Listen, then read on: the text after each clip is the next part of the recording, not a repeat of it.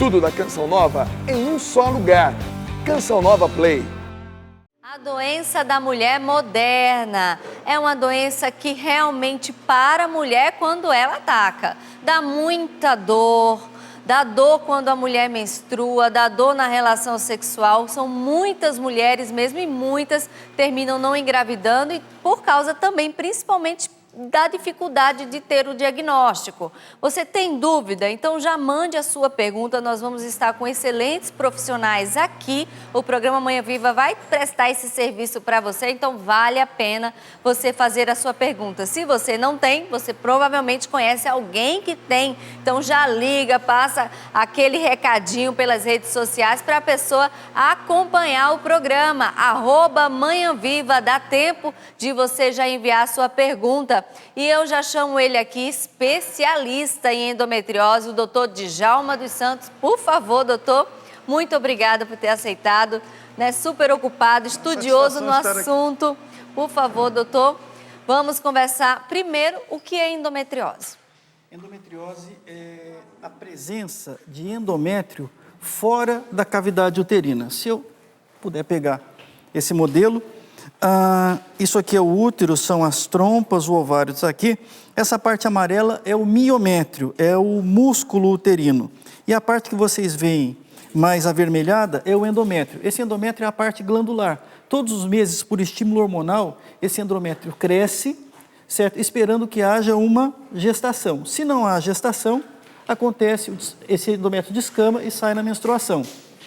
Só que acontece o seguinte, a teoria mais propalada de endometriose é a teoria de Sampson, que é de 1929, onde, da mesma maneira que a menstruação vem pelo canal cervical, ela pode vir pelas tubas uterinas e implantar. Esse sangue cai na cavidade abdominal, na cavidade pélvica dessa mulher. Em torno de 85% das mulheres tem a capacidade de fazer uma limpeza desse sangue. Ela consegue fagocitar, ela consegue retirar. 10 a 15% não tem essa capacidade. E esse endométrio, ele implanta, tanto nos ovários, fazendo cistos, quanto implanta na parte externa do útero, pode implantar também no intestino, pode implantar na bexiga, dando a endometriose. Por isso a gente classifica ela como pontos, são superficiais, ou também ela pode ser profunda, ela pode infiltrar outros órgãos. Então, na verdade, é isso. Endometriose é a presença de endométrio implantado fora da cavidade uterina. O que acontece, Renata? Me desculpe. Essa imagem também a gente consegue ver... Isso. A gente consegue ver que aqui, na verdade, é um quadro sinótico, onde aqui é isso aqui é dentro da cavidade uterina. Nossa, mas está aqui dentro, é a chamada adenomiose, ou seja, quando essa glândula penetra um pouco no músculo uterino, é a chamada adenomiose. Aqui, olha, o implante nas tubas uterinas, implante no ovário, implante em outros locais, são localizações mais comuns dessa endometriose. E como na época da menstruação, existe a cólica menstrual. Por quê? Porque existe uma reação inflamatória e libera algumas substâncias que provocam contração desse músculo uterino. E isso provoca dor. Só que quando esse endométrio está fora dessa cavidade uterina, também existe essa relação de inflamação. E isso provoca dor. Por isso que a grande característica da endometriose, primeira, é a dor. Uma dor que ela pode ser mais frequente no período menstrual, mas também, como a gente vai falar, ela pode também estar fora do período menstrual. São dores cíclicas do período menstrual, mas também podem ser dores acíclicas, fora desse período. E por que demora tanto o diagnóstico? Tem pesquisas que apontam de 8 até mais tempo para diagnosticar. Tem um trabalho muito interessante do professor Sérgio Podgaek, que é do Serviço Social das Clínicas, onde eu tenho a satisfação de nos últimos 3 anos, não estou mais junto com ele no Serviço de Endometriose do Hospital das Clínicas da USP, mas tive a oportunidade de estar há muito tempo. E um trabalho do Sérgio, que ele apresentou num congresso fora do Brasil, mostrando que o tempo que leva para se diagnosticar endometriose no Brasil, chegando em serviços de ponta, é 7 anos e meio. Se não tiver em serviços de ponta, demora muito mais. Ou seja, hoje esse tempo tem diminuído. Por quê? Porque se fala muito mais em endometriose, os médicos estão mais atentos a isso, as mulheres estão mais atentas a isso, elas já chegam no consultório dizendo, será que eu não tenho endometriose? Por quê? Porque a mídia, a as redes sociais, elas estão nos ajudando a diminuir esse tempo. Endometriose é uma doença já conhecida desde, eu falei de Sampson, mas existe uma teoria de Meyer que é de 1889, certo? Desde aquela época já era conhecido, mas não era tão propalado, tão propagado quanto é hoje, principalmente a partir do século XXI. Toda endometriose dói ou tem alguma endometriose silenciosa? Veja bem, em medicina não existe o sempre e não existe o nunca. Ou seja, nem toda endometriose dói e nem toda endometriose dói muito. Endometriose pode ser superficial e ter uma dor acentuada. A gente pode ter endometriose profunda, com infiltração para intestino, até fechando esse intestino, podendo dar uma oclusão e com pouca dor. Então, o grau de dor é variável, também depende da mulher, do que a mulher sinta. A mulher pode ter uma cólica que ela pode considerar comum e está com problema de endometriose. Ela pode. Nós estamos aqui, fatores de risco. Quais são os fatores de risco que pode a mulher dizer assim, olha, eu sou do grupo de risco que pode ter endometriose? Aqui está escrito menstruação constante. Eu disse para vocês que quando se menstrua, claro, existem outras teorias, teoria da transposição celomática, são várias as teorias. Eu, particularmente, acredito que seja um mix, múltiplos fatores que provoquem endometriose. É uma tese que eu defendo academicamente. Mas, quanto mais menstrua, maior é a chance de refluxo.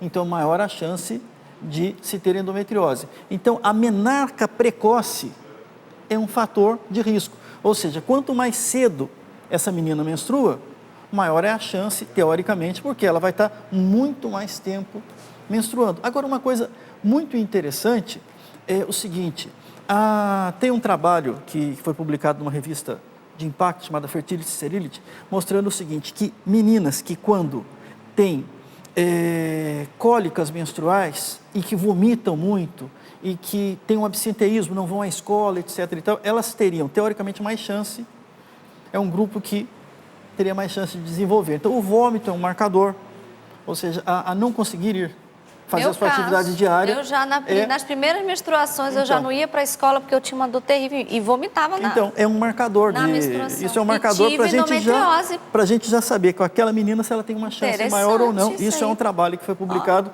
há 2 anos atrás numa revista americana. Interessante, eu me enquadrei aí. Então, fatores genéticos, eu acredito que sim, ou seja, há várias pesquisas que nos mostram, que nos apontam para esse caminho, mas não foi detectado ainda um gene, porque existem determinadas doenças que você detecta esse gene, então você sabe se é no braço curto de tal cromossomo, no braço longo aqui a gente não conseguiu detectar. Eu, particularmente, porque se você vê que a filha tem, mas a mãe, quando se faz o histórico, existe uma chance maior. Então, o estresse, sono irregular, isso aqui é um fator predisponente. Eu sempre explico para vocês o seguinte, é como se você tivesse um carro com o tanque cheio de combustível, certo? E a chave no contato. Isso é um fator predisponente, é um fator genético. Mas esse carro só vai se movimentar se você entrar, ligar e sair. São os fatores desencadeantes. O estresse, por isso que a endometriose é a doença da vida moderna. É característico da mulher que trabalha fora, que faz dupla jornada, vai para casa, que hoje está sobrecarregada, etc. e tal. Então, esse perfil é um perfil maior. E sono irregular vai cair na questão do estresse. Então, é o fator desencadeante. Vamos falar dos sintomas agora? A mulher já adulta, né? Quais são os sintomas da endometriose? Bom, nós podemos dizer que o principal sintoma da endometriose é a dor. Nós dizemos sempre que são 6 os maiores para que a gente faça o diagnóstico. Primeiro, é a dor cíclica, aquela dor da menstruação. Mas também pode acontecer uma dor acíclica, uma dor que dê durante todo o mês. E chamada aquela dor do meio também, ou seja, quando vai ovular, uma dor intensa nesse período. Então seria a dismenorreia, essa dor. A dor acíclica, que é a dor que pode dar o mês inteiro. Outro fator que a gente tem que perguntar, tem dor à relação sexual? Porque isso pode ser uma característica de uma endometriose profunda. Tem infertilidade associada? Por quê? Porque Fedeli é um dos que mais estuda, é um autor italiano, ele chega a classificar de 50% a 60%, que é isso que a gente tem, de associação de infertilidade com endometriose. Certos trabalhos mostram para a gente, as meta-análises. Meta-análise é quando você pega vários trabalhos e junta todos, torce e sai um resultado. Então, os vários bons trabalhos das meta-análises mostram em torno de 50% a 60% de associação de infertilidade e endometriose. Então, a dor, a relação sexual, a dispareunia de profundidade, a infertilidade, eu falei 4, e ainda, são sintomas que podem ser sintomas urinários, que a endometriose, quando profunda, ela pode afetar outros órgãos, como a bexiga, como o intestino. Mais comumente, a gente chama que é de compartimento posterior, é muito mais afetação da bexiga, do intestino, podendo levar a um fechamento, até uma suboclusão desse intestino. Então a gente pergunta, tem dor para fazer xixi quando vai menstruar, antes de menstruar? Vai toda hora no banheiro? Seria um sintoma urinário. Ou então, o que a gente chama de tenesmo. Quando menstrua, tem uma pressão, uma opressão na região do ânus, parece que quer evacuar e não consegue. Então isso chama-se tenesmo. Também, outra coisa é a disquesia, ou seja, a dor à evacuação. É muito raro ter sangramento para evacuar e é muito raro ter sangramento urinário. Por quê? Vamos só para vocês entenderem. Endometriose não é câncer, tá bom? Só vou citar um exemplo. Um tumor, ele começa na parte de dentro do intestino e vai para a parte externa. A endometriose, por isso que sangra. Um tumor é mais fácil de sangrar. A endometriose não. Ela é uma doença inflamatória que vem de fora e vai fechando. Ele não, dificilmente, raramente, ele penetra a luz do intestino. Por isso que o sangramento é uma coisa bastante rara. Vamos sentar um pouco, doutor? Continuar eu falo demais também, meu Deus, eu não deixei você falar, eu falei o tempo inteiro. Não, de jeito nenhum, só começou, por favor. Doutor, tem como a mulher que está em casa, que tem uma cólica comum, diferenciar da cólica da endometriose ou é difícil? É difícil. Veja bem, para você ter uma ideia, até 93% das adolescentes têm cólica menstrual, de diversas intensidades. Até 63% das mulheres têm cólica menstrual. O que a gente vai começar a diferenciar é aquilo que eu disse a ti, Renata. Ou seja, a adolescente que vomita quando menstrua, ela tem uma chance maior de desenvolver a endometriose, certo? Aquela adolescente que tem o absenteísmo, ela não consegue fazer as atividades normais, tem que tomar muita medicação, tem que ir pronto-socorro todo mês e tomar medicação na veia. Ela teria uma chance maior, porque a endometriose, a gente sabe que ela acontece na adolescência. Então, existe a professora Stacey de Massachusetts, ela estuda, fez vários trabalhos com adolescentes e mostrando a incidência, existe uma incidência de endometriose em adolescente. Agora, a endometriose, ela é mais característica a partir, principalmente a endometriose profunda, aquela que acomete órgãos, infiltração para intestino, na 4ª década de vida, entre 30 e 40 anos, que é onde ela vai ser mais incidente. Ela tem uma prevalência, mas ela é mais incidente nesse período, certo? Mas todos os períodos, ela é uma doença que, até no site da UOL, tem uma entrevista do professor Maurício Abrão, que é o chefe do serviço de endometriose do Hospital das Clínicas. O professor Maurício, meu grande amigo e mestre também, e ele diz lá do professor Daralzo Varela, que é uma doença que vai da primeira à última menstruação, ou seja, acomete da menarca,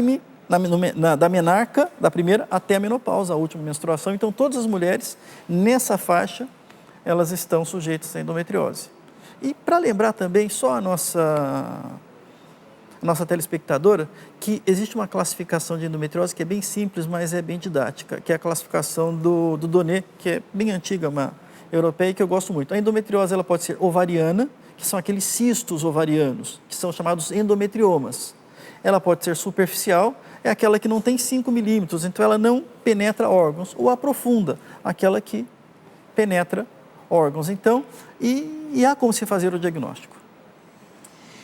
É, gente, tem que tomar cuidado. A gente vai falar ainda sobre tratamento, sobre muita coisa ainda. Mas, doutor, o senhor falava que é uma doença da vida moderna. O senhor acredita que a nossa alimentação, muito fast food, muito refrigerante, né, muito transgênico, pode influenciar na endometriose? Pode aumentar as dores? Qual a relação da endometriose com a alimentação? Existem trabalhos e quando eu falo aqui, na verdade, eu tenho uma responsabilidade também acadêmica por militar por ser professor. Então eu tenho que ter critérios, ou seja, eu não posso chegar aqui e emitir a minha opinião. Ou seja, a literatura mostra, existem trabalhos que mostram que, como eu falei, fatores desencadeantes. Existe o fator predisponente, o carro está ali com o combustível e a chave. Só que alguém tem que ligar e dar esse start, dar essa saída. E uma das questões que se fala hoje, que nós sabemos, são os hábitos, a atividade física, hábitos alimentares, como eu disse para você em off, aqui antes do programa, são meus objetos de estudo. Eu estudo poluição, a minha tese de doutorado agora, eu estou estudando poluentes do ar, os efeitos dele na saúde. Então, eu acredito piamente também, e no futuro eu quero transpor isso para a endometriose também, que são os meus estudos mais no futuro em relação a isso. Então, são fatores, e a alimentação, sim, é um deles. Então, vamos falar um pouco de alimentação. Doutor, o nutricionista Rodrigo Barracho está aqui para conversar com a gente sobre isso. Bem-vindo, doutor, ao nosso programa mais uma vez. Muito obrigado. Qual é a relação de endometriose com a alimentação? Bom, então, a endometriose, por ser uma doença de caráter inflamatório, ela pode sim ter um agravo perante a alimentação. Como o doutor falou bem, são os fatores desencadeantes, né? Então, os fatores desencadeantes, um deles é a alimentação. Então, hoje, por ser uma doença moderna, né, assim dizemos, a questão da alimentação ela influencia muito, até porque os hábitos alimentares hoje eles estão classificados de uma forma bem errada. Então isso vem a prejudicar demais para quem tem já a endometriose e vem isso agravar cada vez mais, né? A questão da alimentação, ela tem muito a ver com hoje um ponto que cada vez cresce mais, que é a obesidade. E o que é a relação da obesidade com a inflamação? A obesidade é o seguinte, é aumento de tecido adiposo, que é um tecido que nós temos onde faz a reserva de triacilglicerol, que seriam os triglicerídeos, né? Isso é o que caracteriza a obesidade. Então, quando a gente aumenta a obesidade, né, aumenta de peso e é caracterizado como obeso, a gente aumenta o tecido adiposo. O tecido adiposo hoje, ele já é conhecido como um órgão. Por quê? Ele secreta algumas substâncias, como a gente chama de citocinas, inflamatórias e anti-inflamatórias. Quando a gente aumenta, quando a gente tem a obesidade, a gente acaba fazendo esse aumento e liberação de citocinas. Essas citocinas, elas são inflamatórias. Então, quanto mais obeso, mais inflamação, mais obesidade. E isso acaba entrando num ciclo. E isso acaba interferindo direto na questão da endometriose. Esse quadro ele é interessante porque, nesse quadro, a gente mostra uma relação de dois ácidos graxos, que são gorduras, que a gente precisa, elas são essenciais, o ômega 3 e o ômega 6. Só que qual que é a diferença? O ômega 3 ele é anti-inflamatório, já o ômega 6 ele é pró-inflamatório. E o que acaba acontecendo? A nossa alimentação ela é pobre em ômega 3 e riquíssima em ômega 6. Então as carnes vermelhas, as frituras, todos os alimentos que contêm óleos, principalmente os óleos vegetais, como óleos de soja, óleo de milho, óleo de canola, eles são... Desculpa te interromper, mas você colocou aqui ovos não orgânicos, ovo? Ovo? Sim, porque na verdade a gema do ovo, ela contém ômega 6 também. O ovo orgânico, o ovo caipira, ele tem o ômega 3, então equilibra.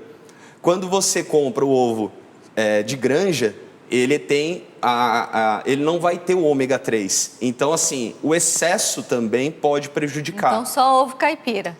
De preferência, sim, por causa do ômega 3. Gente. Então, assim, a relação que seria uma relação adequada, porque A inflamação, ela não é vista também, a gente não pode colocar ela como uma coisa errada. A inflamação é uma resposta do nosso organismo. Então a gente depende da inflamação, só que ela tem que estar controlada. Esse controle, ele cabe numa proporção de a cada 1 ômega 3, a gente ingerir 3 de ômega 6. Só que hoje, atualmente, a alimentação nossa acaba ficando como 1 de ômega 3 para 22 de ômega 6. Então fica muito mais suscetível a você desenvolver a inflamação do que controlar ela. Então aqui mostra bem. Os alimentos que ajudam bastante, é lógico, são os que têm mais fonte de ômega 3. Hoje é mais difícil você fazer essa alimentação porque são poucos os alimentos que contêm. Mas dá para se fazer o equilíbrio e tentar controlar a parte da inflamação também. Tem. A questão aqui do que eu estava dizendo é com relação aos ômegas, tá? Então, o ômega 3 e o ômega 6, eles são essenciais, a gente precisa, porque a gente não produz, então a gente precisa ter. Aqui a gente mostra a questão das famílias, né? A questão dele ser poliinsaturado e monoinsaturado, né? A questão da função, né? O ômega 3 e o ômega 9. Anti-inflamar todos aqueles alimentos, né? De ômega 3 são anti-inflamatórios. São anti-inflamatórios, já mostrando exatamente que o ômega 6 ele é pró-inflamatório. Então, e o ômega 9, que a gente não é essencial, mas ele também é um anti-inflamatório, é muito importante e é muito mais fácil você adquirir ele pela alimentação. Tá no azeite, no né? abacate e em outros alimentos também. Aqui mostra a questão da fonte, né? Os alimentos fonte. Mas o abacate não é muito calórico? Então, esse é uma polêmica também, porém, assim, é uma caloria boa, pela questão da quantidade de gorduras monoinsaturadas que contém. Vale a pena? Vale a pena, com certeza. Eu vou falar um pouquinho dele também. Então tá bom, vamos falar do abacate. Tá, ok.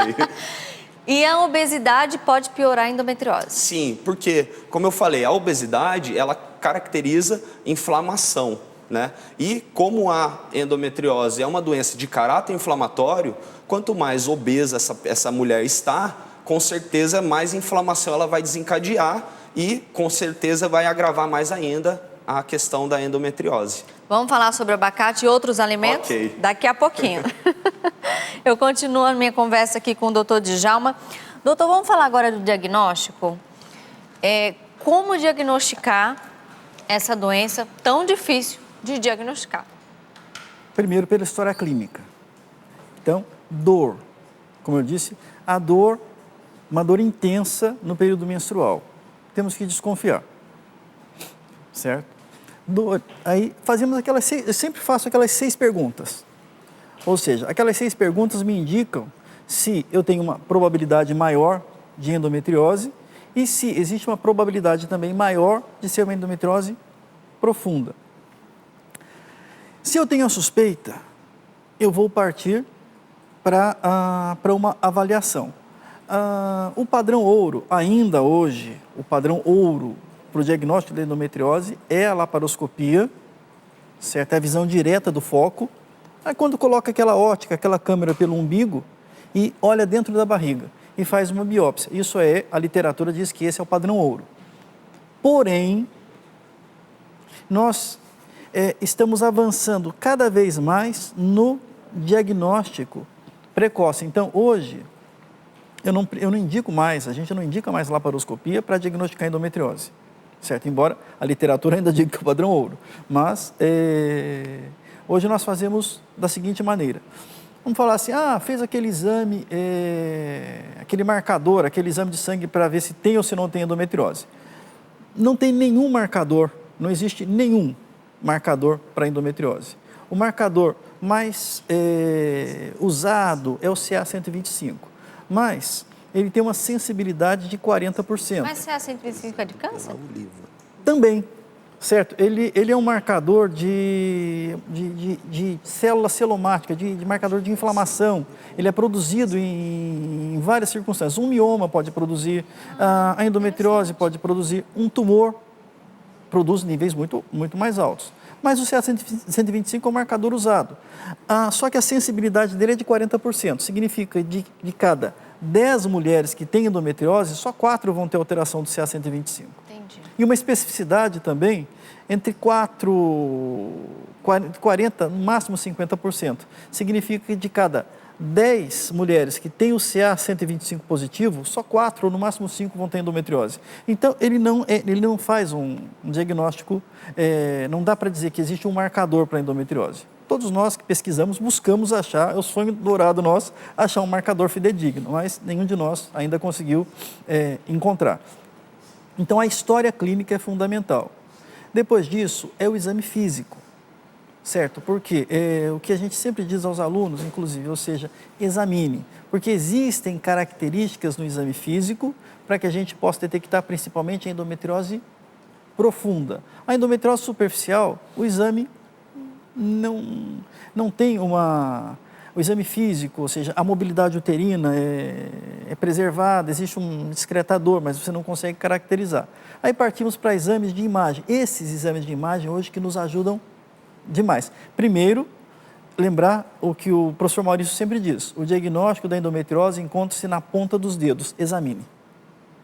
Examine, porque a endometriose profunda a gente consegue, com o exame físico, se tem uma endometriose que vai para o intestino, no exame físico a gente consegue, se ela está até 10 centímetros da borda anal, 12 centímetros, você consegue, com o exame físico, descobrir, fazer esse diagnóstico. Partimos para exames complementares. Existem 2 exames hoje que são usados. Primeiro, a ultrassonografia pélvica, transvaginal. Ela consegue detectar endometriose de ovário, os endometriomas, aqueles cistos. Ela é perfeita. Porém, ela não consegue detectar a endometriose profunda, aquela que afeta o intestino, principalmente. Então, para isso, hoje, o nosso grupo de São Paulo, a gente usa muito, a partir dos estudos do professor Maurício e do professor Manuel Orlando, desenvolveu um estudo chamado ultrassonografia transvaginal com preparo de intestino. Então, esse exame nos mostra se existe endometriose e se essa endometriose penetra o intestino. Também a ressonância magnética feita com a técnica adequada, etc. e tal, isso quem mais estuda no Brasil é o grupo do Rio de Janeiro, do professor Cláudio Crispi e da professora Alice Brandão. A Alice é a maior autoridade brasileira em ressonância magnética para endometriose. Você também consegue detectar pequenos focos. A acurácia, quem tem um bom treinamento no ultrassom, consegue detectar focos de 3 milímetros de endometriose, 4 milímetros, como a ressonância também consegue. Então, esses exames, eles nos auxiliam sobremaneira. O problema nosso é o seguinte, a nossa janela cinzenta ainda é a endometriose superficial, porque eu não tenho nenhum exame, ou seja, é a característica clínica. Então, a paciente tem todas as características de endometriose. Fiz o exame físico, não achei nada. Fiz os exames complementares, não achei nada. Eu classifico como uma dismenorreia essencial, uma dor, a descida da menstruação, idiopática, né, sem causa definida. Isso vem do grego. Idiose é sem causa e patose é doença. Então, seria uma doença sem causa definida ou que a gente chama de dismenorreia primária, uma dismenorreia sem uma causa. Ou então, uma endometriose superficial. E o tratamento para as duas é igual. Ou seja, não tem diferença. Então, a questão toda nossa é endometriose profunda. Essa eu consigo diagnosticar já hoje. E essa sem precisar de laparoscopia. pode causar infertilidade. Também. E o exame pode dar tudo bem. E os exames estão normais, então, como eu disse, aqueles 6 fatores, um deles é a infertilidade. Às vezes a paciente nos procura por infertilidade e você chega ao diagnóstico acaba fechando esse diagnóstico como endometriose. Claro, aí talvez, a propedêutica é um pouco diferente, às vezes a gente até avança para a laparoscopia. Doutor, tem pergunta aí para o senhor, hein? Vamos lá ver? Minha filha tem 33 anos, está com endometriose, descobriu agora a endometriose, está na sua coluna. Começou agora o tratamento com remédio e também tem um cisto no ovário, o qual vai ter que operar. Há uma chance com o tratamento de engravidar? Parece que existe um tratamento com injeções que diz ser mais rápido o tratamento, é isso? Veja bem, o tratamento existe uma associação de endometriose com infertilidade, como eu disse para vocês, até 60%. Ou seja, quando você...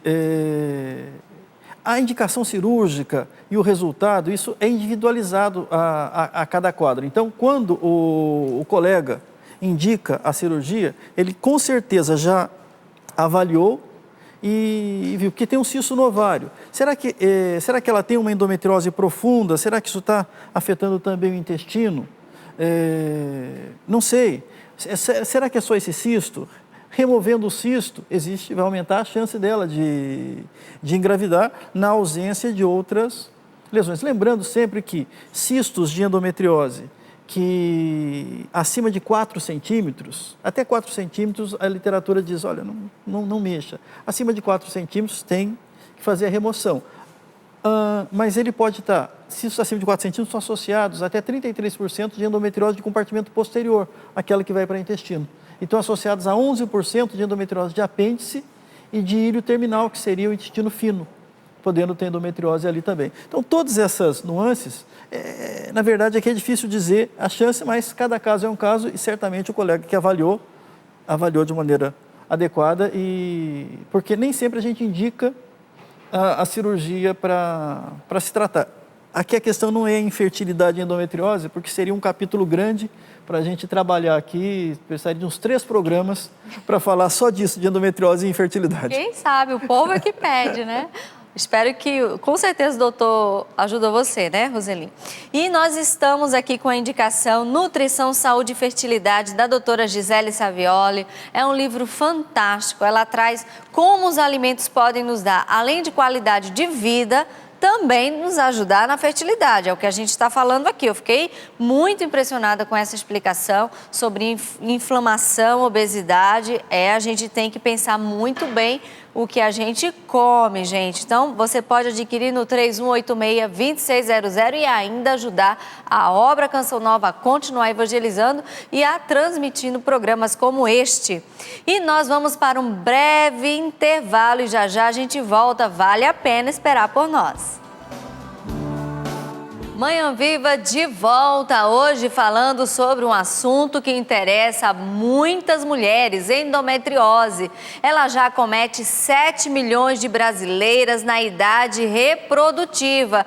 É uma doença difícil de diagnosticar. Pesquisas já apontam que demora de 8 a algumas até 12 anos para diagnosticar. É por isso que programas como este querem te esclarecer. Ela causa dor na menstruação, dor na relação sexual e pode causar infertilidade. Então fique atento, você está tentando engravidar, você tem muitas cólicas, procure o seu médico, porque você precisa se cuidar. O programa Manhã Viva está aqui para isso, tem muita participação, ainda dá tempo no @Manhã Viva.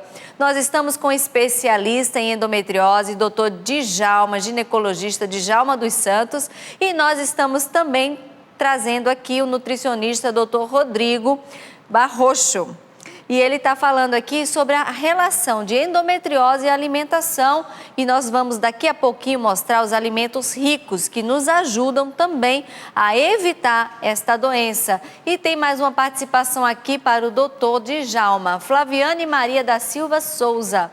Bom dia, desde quando menstruei, sou desregulada. No início passou 5 meses, depois ficou vindo de 2 em 2 meses, daí ficou normal, vindo todo mês, mas não na mesma data.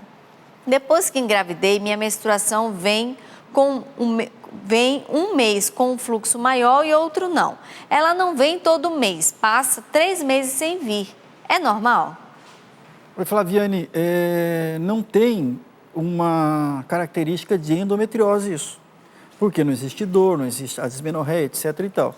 Isso está muito mais relacionado a algumas outras situações que, com certeza, o seu médico ele pode diagnosticar. O normal é que desça todos os meses.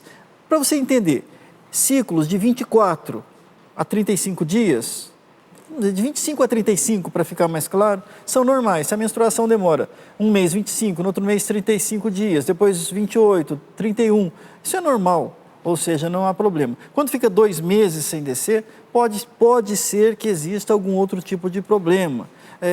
Lembrar aquele ovário policístico, etc., mas você engravidou. Se você engravidou, possivelmente não tenha alguma coisa muito incisiva nisso daí, mas não tem correlação nenhuma com endometriose. Ok? Muito obrigada, doutor Djalma. E agora eu vou aqui conversar de novo com o doutor Rodrigo Barracho.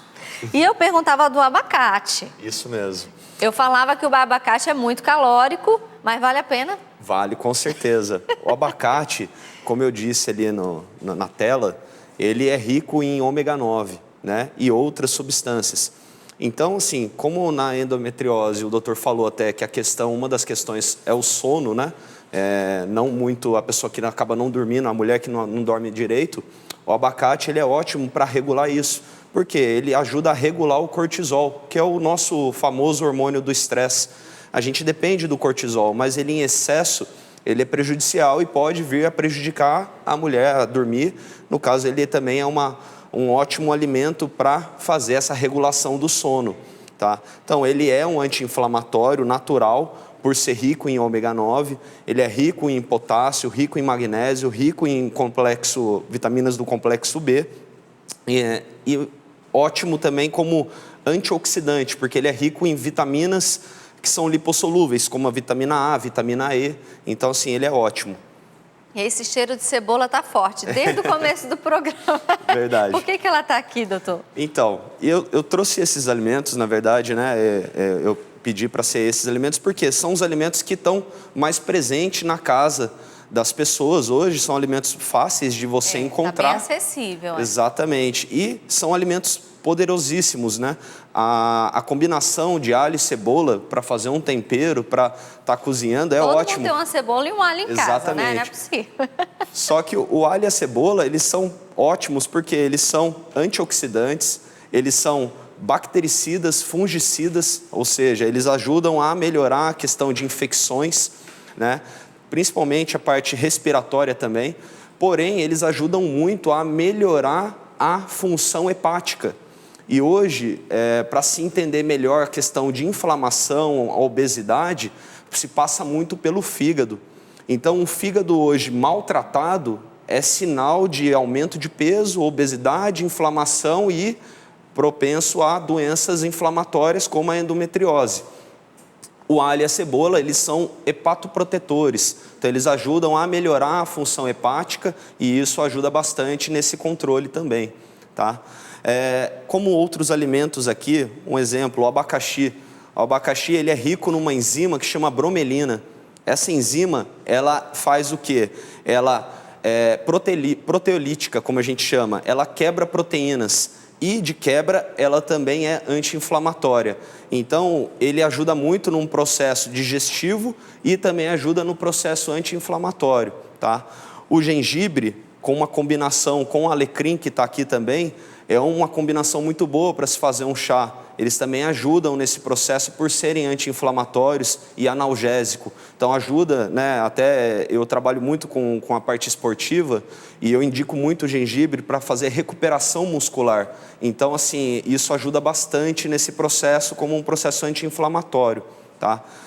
O azeite também, como eu falei, ele é fonte de ômega 9, então ele é um poderosíssimo anti-inflamatório e hoje ele é muito usado também, né? As pessoas têm só um lado errado, porque não é muito interessante você cozinhar, aquecer o azeite, por ser uma gordura que tem, na sua composição, ela tem ligações duplas e a ligação dupla ama o oxigênio. Então, assim, ela oxida muito rápido e aí acaba estragando. Então, não é muito interessante aquecê-lo. Mas para temperar, para se colocar numa salada, numa alimentação ali na temperatura ambiente dele, é muito bom, tá?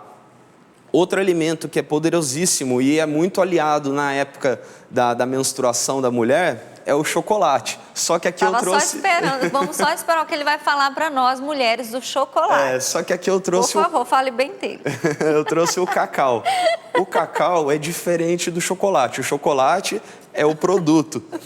Geralmente, o chocolate que assim, que a população gosta, é açúcar com cacau, e não cacau com açúcar, tá? Então aqui tem o cacau que é em forma de nibs, né, que é amêndoas de cacau, e assim, um dos 3 melhores alimentos que possa existir é o cacau, tá? Ele é muito rico em compostos fenólicos, né, que a gente chama, tem muitos fitoquímicos, então ele ajuda na questão do processo inflamatório também, ele ajuda a melhorar a questão parte hormonal, porque ele ajuda a liberar mais serotonina, então ajuda a controlar esse lado tensional, meio sombrio na menstruação. Tensional da menstruação. Exatamente. Só que, lembrando que, para se comer um chocolate, é interessante ter um percentual maior de cacau. Então, a recomendação, se diz assim, é acima de 70%. É um chocolate mais amargo, né? Porque vai ter mais cacau do que açúcar. Exatamente. Outro que eu gostaria de estar falando também é a maçã. A maçã também é um dos alimentos muito rico, né, e muito completo. E tem uma substância que a gente chama de ácido málico, que também é um hepatoprotetor. Então ele cai na mesma condição ali do alho e da cebola. Ajuda a melhorar a função hepática, ajuda a regular a parte da inflamação, ajuda na perda de peso. Tem uma fibra que é a pectina, que também ajuda nesse controle, melhora o colesterol. Lembrando também outro ponto que é importante, que a endometriose ela também é muito ligada ao aumento de estrogênio, que é o hormônio feminino. Quando você aumenta a obesidade, né, aumenta o peso, porque você comeu mais, um exemplo, carboidrato refinado, e isso vai virar gordura, quando vira gordura, o fígado é obrigado a produzir mais colesterol para fazer esse transporte da gordura. Quando aumenta o colesterol, aumenta a produção de estrógeno também. Então, assim, para esse problema da endometriose, não é muito interessante o colesterol estar elevado. E, geralmente, é um marcador de obesidade. Então, é um ponto também, assim, que a maçã também pode contribuir. E eu deixei por último aqui para falar de um que, para mim, é um dos melhores. Que em casa não falta, açafrão. Que é o açafrão, exatamente. O pessoal conhece como açafrão da terra, cúrcuma, né? E ele é poderosíssimo. Ele é um anti-inflamatório, ele é fungicida também, bactericida. Ele ajuda em processos infecciosos. E ele tem a propriedade dele, que é a curcumina, que tem alguns estudos já que comprovam o poder de ser um anti-inflamatório tão igual ao ibuprofeno, que é um anti-inflamatório, um analgésico utilizado, né, como medicamento. Então, assim, o poder de ser um anti-inflamatório é muito grande do açafrão. E hoje, ele na culinária, ele pode ser usado em diversas formas e, assim, e também ele ajuda muito como anticâncer, tá? Então, ajuda também nesse ponto. Então, assim, os alimentos, eles podem contribuir com diversas formas, cada um com a sua característica, porém aqui eu trouxe alimentos que estão mais próximos da população, alimentos anti-inflamatórios, vamos dizer assim, tem muito mais, mas aqui eu trouxe alguns que são muito interessantes e que pode fazer parte da rotina das pessoas, principalmente das mulheres que sofrem desse problema aí e resolver um pouco mais o lado aí dessa situação. Gostei que você falou bem do chocolate, doutor. Muito obrigada. Eu que agradeço mais uma vez. Muito obrigado pelo programa aí, pela presença e um bom dia para todos. Obrigada. E tem mais participação aqui, doutor Djalma. Isa Mello, bom dia. Fiz cirurgia com retirada do cisto endometrial e do ovário esquerdo, que estava comprometido há 2 anos. Estou pretendendo engravidar. Ainda tenho cólicas menstruais fortes. Será que ainda posso ter novos focos de endometriose? Ô Isa, é o seguinte, quando se fala em cisto endometrial, a gente pensa que é um cisto que está dentro do endométrio, dentro do útero. Talvez não seja bem isso. Talvez seja um cisto de endometriose, um endometrioma que comprometia o ovário esquerdo. E foi retirado esse cisto e talvez, pelo que disse, talvez o ovário ali. O que acontece é 2 coisas para você entender.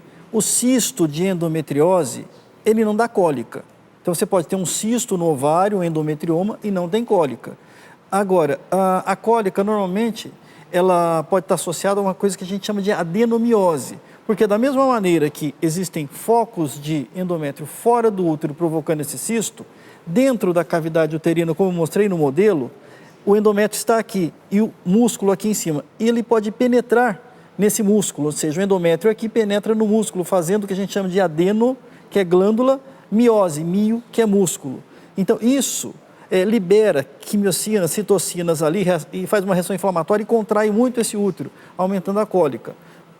Eu estou falando isso em tese pelo que você me passou. Pode ser que você tivesse o cisto, mas tivesse também focos de adenomiose que podem dar dor. Só que a adenomiose, você é jovem, quer engravidar, não pode se retirar esse útero. Ou seja, trata-se isso daí, mas retirou aqueles focos. Possivelmente, o colega que a operou, ele faz uma avaliação total antes para ver que focos que tem. Na cirurgia, ele olha, vê os focos, retira esses focos todos. Possivelmente, você possa ter uma adenomiose associada, mas é avançar aí e engravidar. Deus quiser. Gisele Castro, olá, bom dia. Devo fazer a laparoscopia em breve. Não foi visto endometriose nos exames de imagem, ultrassom e ressonância, voltadas para a endometriose, com preparo, etc. Estou, inclusive, com dores, tomando anticoncepcional contínuo e nesse final de semana, após 15 dias, menstruei novamente. Ainda assim, como não constatou nada nos exames de imagem, sinto dores pélvicas há 6 anos, sobretudo quando menstruo e durante a relação. Não seria indicativo? Bom, Gisele, como eu falei no começo, até para a Renata, o padrão ouro para o diagnóstico da endometriose é a laparoscopia. Mas antigamente se falava, é suspeita de endometriose, laparoscopia para todo mundo. Hoje não. Hoje nós reservamos a laparoscopia, que é esse exame, né, de imagem de dentro da cavidade abdominal, pélvica, para um seleto grupo, como é o seu. Ou seja, você tem os sintomas da doença, certo? Você já fez os exames todos e nenhum deles mostrou. Não sei se ali tinha infertilidade associada, isso eu não vi se estava escrito ou passou batido, mas, de qualquer maneira, essa é a fase, ou seja, então, ali o colega que lhe pediu o exame, ele vai fazer esse exame, vai olhar se existem focos e se existirem focos, ele vai retirar esses focos, ou seja, o que vai prover que você tem uma redução dessa dor. Doutor Djalma, nós estamos no fim do nosso programa, mas eu gostaria que o senhor desse uma mensagem às mulheres que estão nos assistindo, que estão tentando engravidar, que ainda não têm o diagnóstico. Dá para ter esperança mesmo com endometriose? Claro que sim. Ou seja, existe uma associação entre infertilidade, entre endometriose e infertilidade. Mas isso aí não significa uma esterilidade. Hoje nós temos meios de diagnóstico, de terapia. Como eu disse, se tivesse 3 programas a gente falar sobre infertilidade. Mas tudo tem solução. Então, há várias maneiras para se atingir esse objetivo. Então, desesperar nunca, porque desesperar é a falta de esperança. E esperança sempre existe. A caixa de Pandora, ou seja, foi retirado tudo, só não se retirou a esperança. Por isso que diz a esperança é a última que morre, que todos os males foram retirados da caixa de Pandora. Só ficou o bem, só ficou a esperança ali. Então, sempre. Muito obrigada pela mensagem de esperança, por todos os esclarecimentos e bem-vindo à nossa casa sempre. Essa aqui é a minha casa, vocês sabem disso. Exatamente. Me sinto em casa aqui. Com certeza, muito obrigada. Obrigada a você que ficou ligadinho conosco, obrigada por sua participação. Lembrando que, graças a você, sócio evangelizador, a Canção Nova está há 30 anos no ar, evangelizando e transmitindo programas como este, de esclarecimento, de cidadania, todos esses dias, desde aquele dia lá, naquela transmissão da festa de Nossa Senhora da Conceição, há 30 anos atrás, na ousadia do nosso pai fundador, Monsenhor Jonas Abib. É um milagre a cada dia, 30 anos da TV Canção Nova e nós estamos em festa esse ano, graças a você. Muito obrigada por acreditar neste milagre conosco. Obrigada mais uma vez pela sua audiência, por estar conosco. Amanhã eu espero você às 9h40 aqui na TV Canção Nova. Tchau!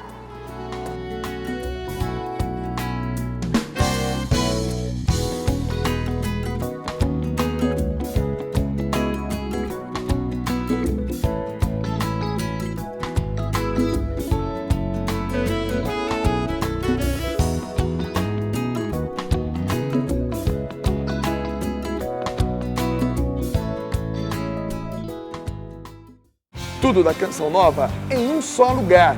Canção Nova Play.